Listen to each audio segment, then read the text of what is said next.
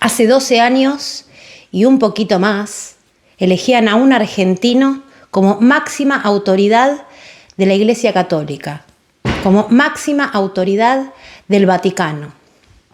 Bergoglio, un pibe de San Lorenzo, que comenzó su carrera en el clero a los 17 años, 56 años más tarde, era elegido papa. Annuncio vobis gaudium magnum, habemus papam, eminentissimum ac reverendissimum Dominum Georgium Marium, Sancte Romane Ecclesiae Cardinalem Bergoglio.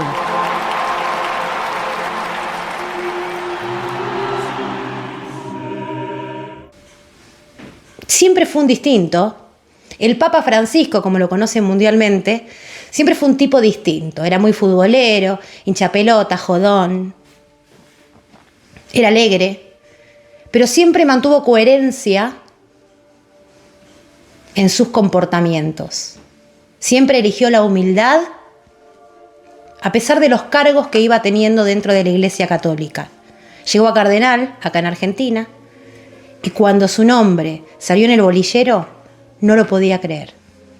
Siempre tuvo una vida austera, dedicada a los pobres, a los humildes, a los que más lo necesitaban.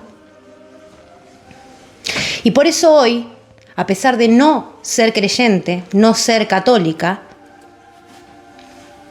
quise hacer este video, un homenaje. Porque a pesar de no seguir con sus líneas ideológicas varias, soy argentina. Y cuando un tipo hace las cosas bien, hay que decirlo. Voy a empezar aclarando que este video, este podcast, sale desde la más completa objetividad. Lo que quiero es lograr objetividad. Nadie es 100% objetivo. Pero quiero dejar bien en claro que yo no soy parte de la Iglesia Católica, no soy creyente, no soy religiosa, a pesar de que me criaron como tal. Y hay temas y hay reformas que el Papa Francisco logró instaurar que a mí me tocaron muy de cerca. Porque me criaron como católica, porque fui a jardín, primaria y secundaria en escuelas católicas, porque mi vieja es una mujer muy creyente, muy religiosa, porque mi abuela respiraba catolicismo. A mi viejo medio que le chupaba un huevo, porque él es más estadista, más científico. Pero mi vieja era súper religiosa y una vez, cuando yo tomé la comunión, porque en ese momento era menor, no podía elegir y a mí me estaban criando bajo los preceptos de la Iglesia Católica, mi vieja no pudo comulgar. A mi vieja le rompieron el corazón. ¿Por qué? Porque se había casado con mi viejo, que era un tipo divorciado, y ese fue su único pecado, a pesar de ser creyente, a pesar de ir a misa, a pesar de rezar rosarios y rosarios todas las noches por toda la gente que conoce y que quiere, a pesar de hacer todo lo que la iglesia le dijo que tenía que hacer, mi vieja no pudo comulgar.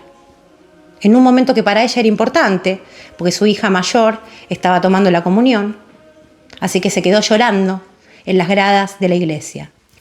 Así que tuvo que vivir ese momento con alegría por un lado, pero con mucha angustia y llorando en las últimas gradas de esa iglesia porque no la dejaron recibir el cuerpo de Cristo.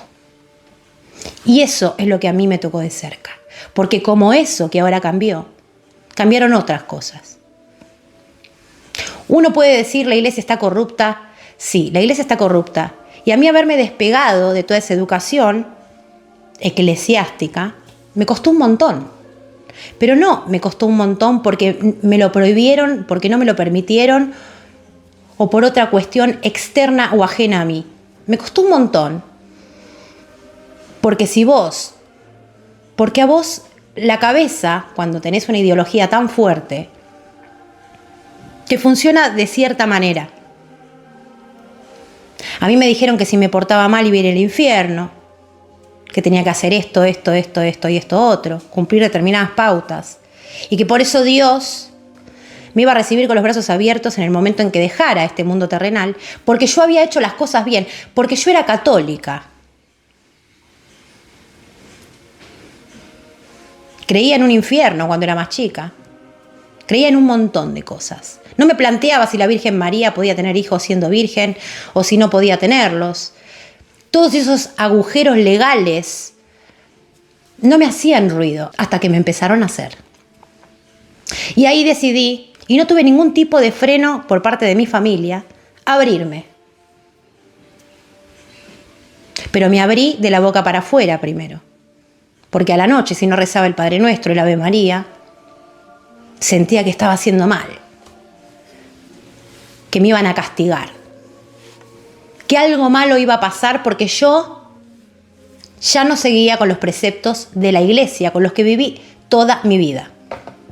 Algo sectario parece, pero fue mi realidad. Me costó muchísimo despegarme de esta ideología, emocional y mentalmente, hasta que lo logré.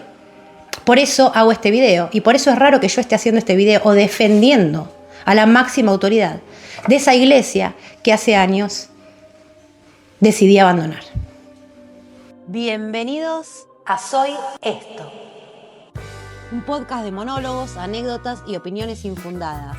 Soy Gise Bossi, impaciente, autorreferencial y un poco dramática.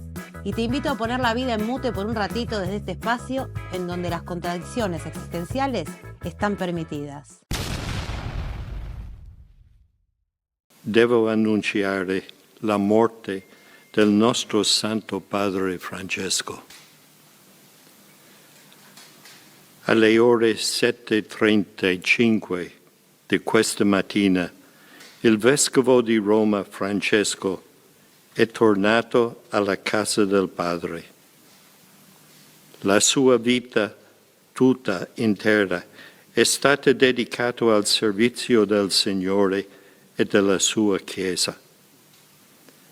Ci ha insegnato a vivere i valori del Vangelo con fedeltà, coraggio e amore universali, in modo particolare a favore dei più poveri ed emarginati. Ya conté que el Papa Francisco era un distinto, era jesuita, estaba abocado a las misiones, era misionero, era humilde, no aceptaba regalos, no quería tener autos, no quería tener lujos. Siendo ya obispo de Buenos Aires, vivía en un departamentito. No aceptaba esos lujos que debería tener por haber llegado tan alto en la pirámide eclesiástica. Y acá encontramos la primera diferencia entre él y los demás. Él siempre siguió con una línea coherente en su vida. Nunca se corrió. Y eso es algo digno de aplaudir.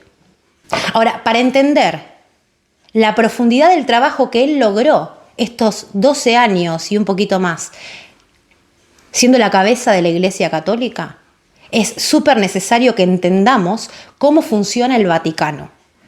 Si bien el Vaticano está dentro de Roma, o sea, en Italia, funciona como un Estado independiente.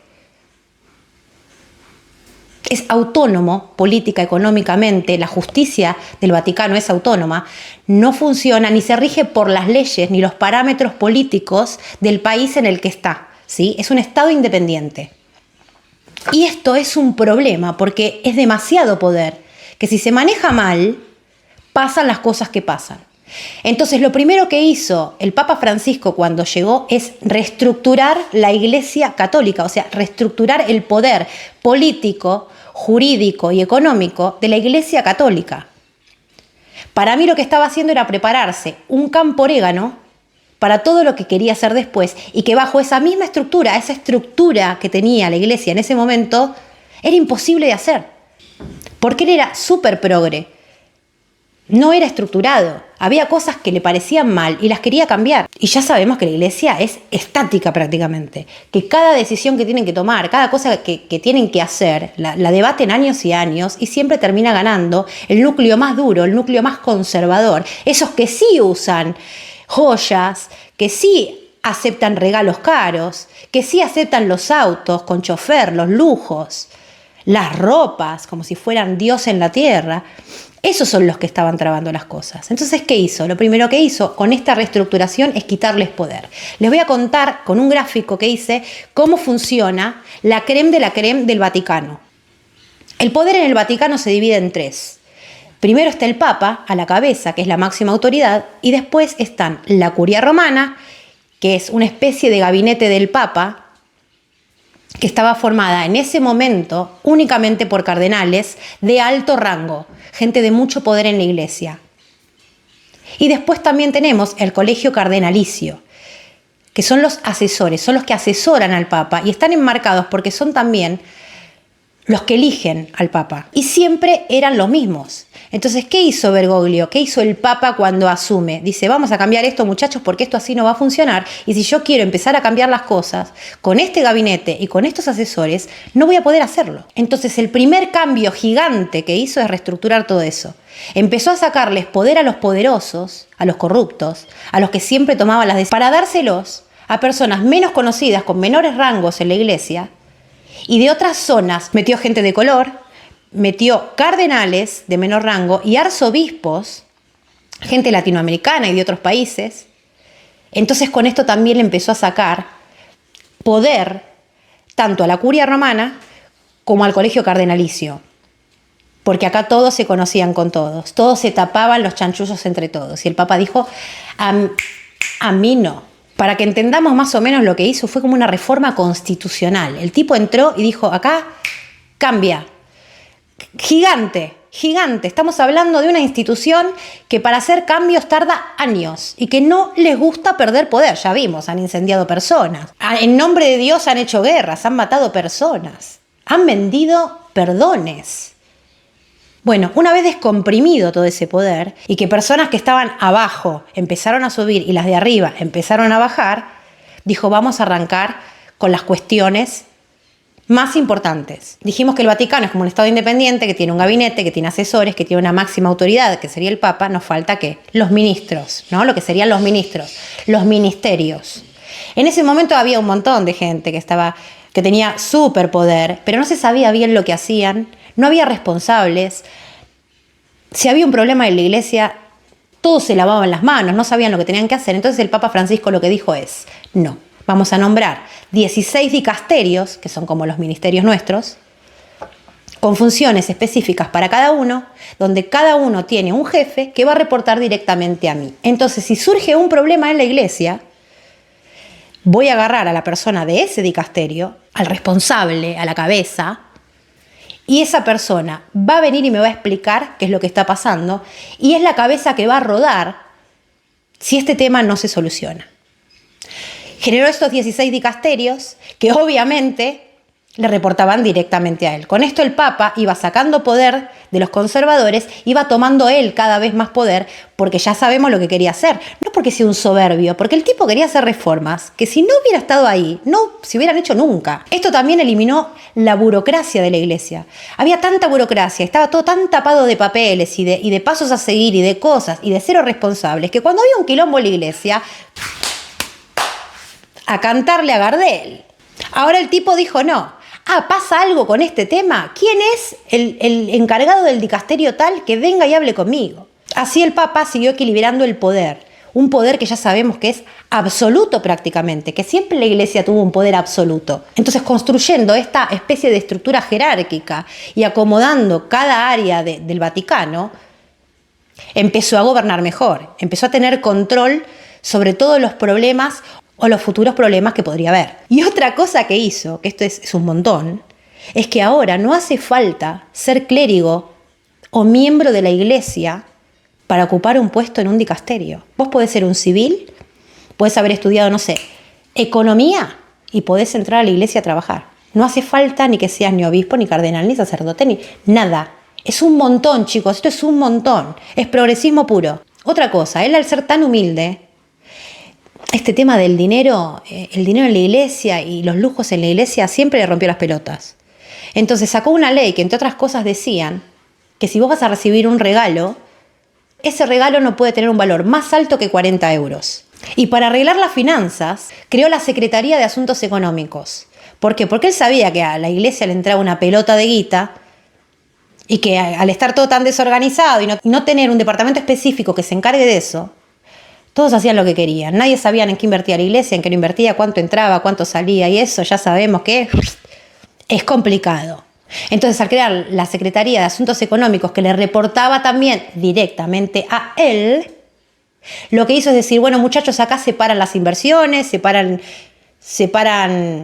las recepciones de donaciones, todo separa, todo lo que tiene que ver con guita tiene que pasar primero por la Secretaría de Asuntos Económicos y yo me tengo que enterar, yo tengo que saber lo que está pasando. A un tipo en 2021, por un caso de corrupción en Londres, lo metió preso.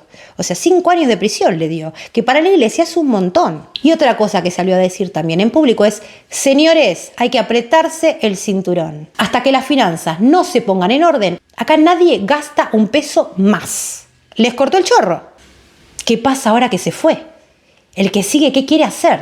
Si el que sigue va a mantener todo esto, no.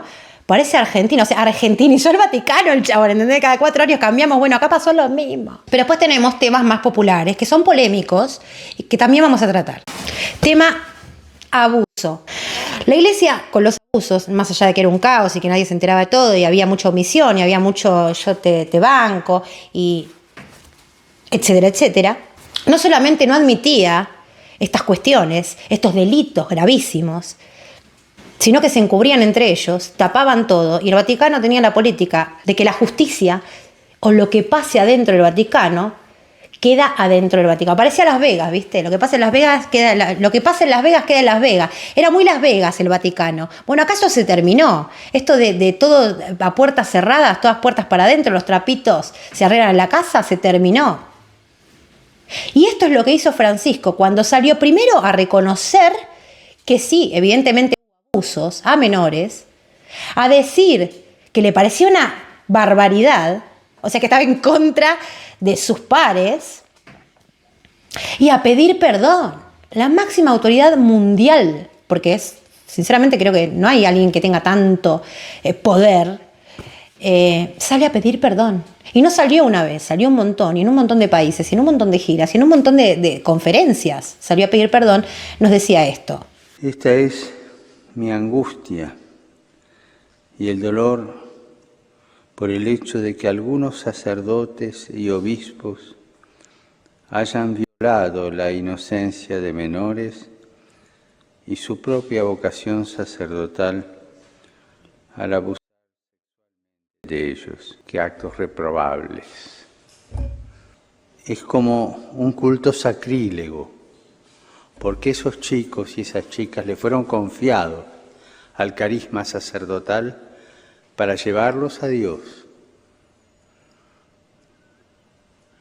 Y ellos los sacrificaron. Ante Dios y su pueblo, expreso mi dolor por los pecados y crímenes graves de abusos sexuales cometidos por el clero contra ustedes. Y humildemente pido perdón. También les pido perdón por los pecados de omisión por partes de líderes de la Iglesia que no han respondido adecuadamente a las denuncias de abuso presentadas por familiares y por aquellos que fueron víctimas del abuso. Y amén de eso, amén, estableció una ley de tolerancia cero a los abusos de menores. Tolerancia cero. ¿Qué quiere decir? Que vos sos igual de culpable si encubrís o callás algo de lo que incluso sospeches, ni siquiera tiene que ser cierto, tenés que sospechar, o sea, muy lacanosen, de vos sospechás tal cosa, vas a la justicia, denunciás. Eso es lo que estaba pidiendo. Y levantó el secreto pontifical para este caso puntual. Chicos, esto es un montón. O sea, ¿qué quiere decir esto? Antes vos estabas amparado, porque me lo dijo un feligrés que abusó un menor, entonces no lo puedo decir porque tengo secreto. Ahora ya no. O sea, si un cura va a otro, se confiesa y le dice, no, y toqueteé, qué sé yo, que pipí, B-word, a la gaber, chicos. O sea, hay que hablar con tal y el Papa se tiene que enterar. Y otra vez, a cantarle a Gardel.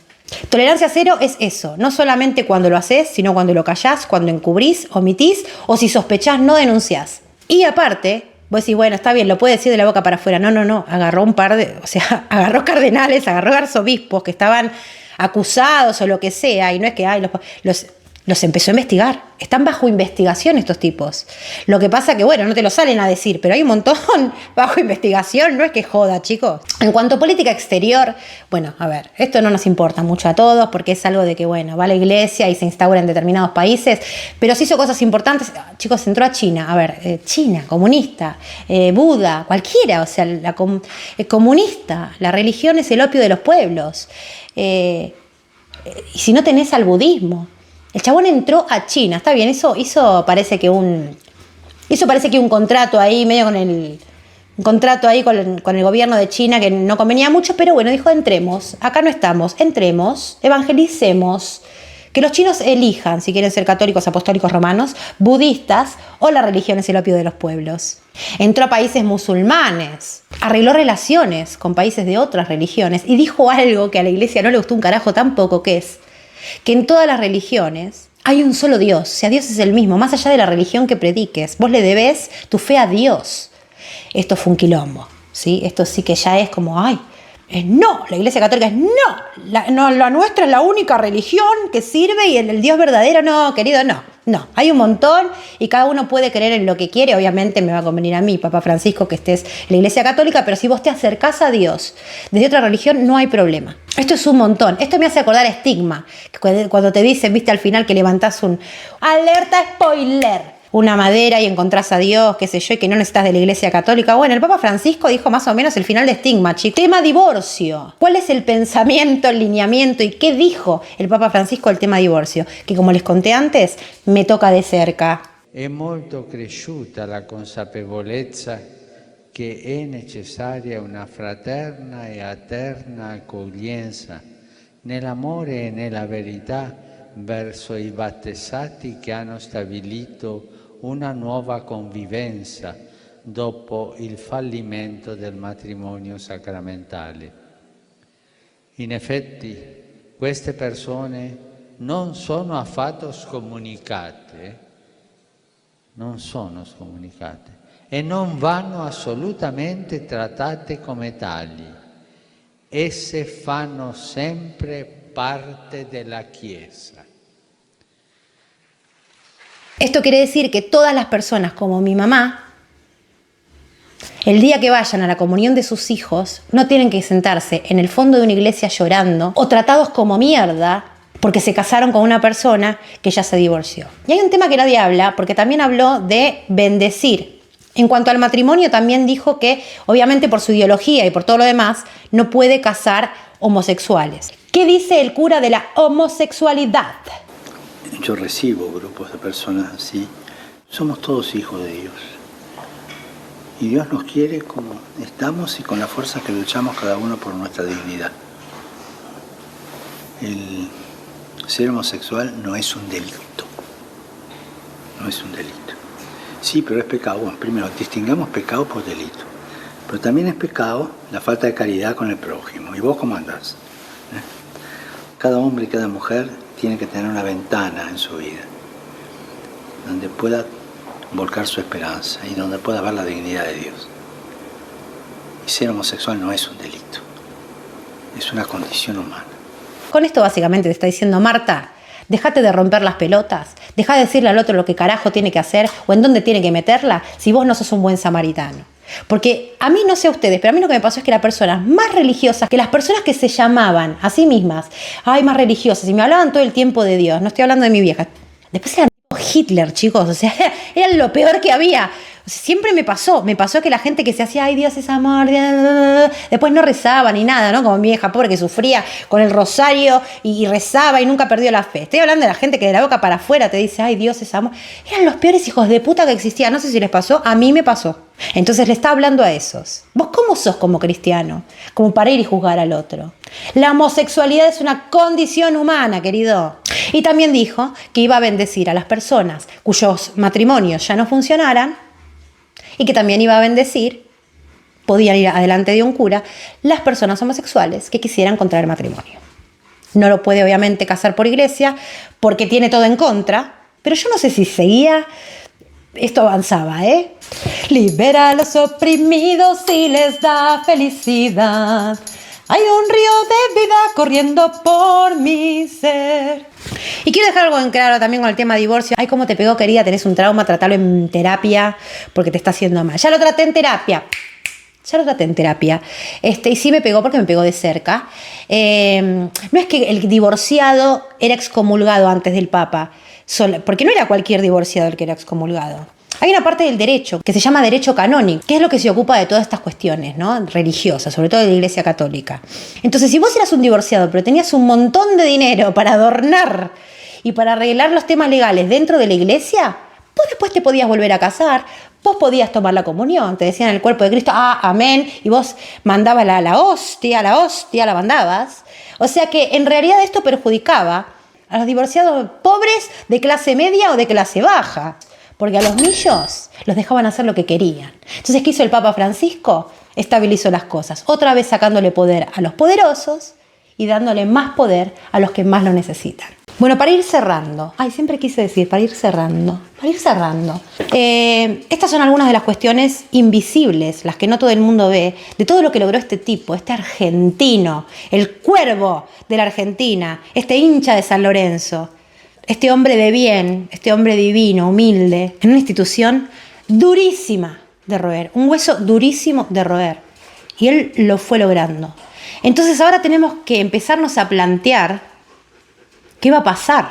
Porque ahora se va a elegir un nuevo papa y va a pasar como en Argentina. Yo antes jodía y decía argentinizó al Vaticano y en realidad lo hizo.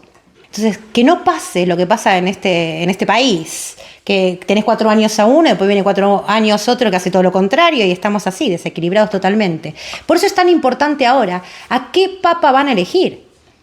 Si es uno de los que lo odian, los que le fueron en contra, o si es uno de los que lo apoyaban a Francisco, con todas sus reformas, con todo este progresismo adentro de una institución rígida.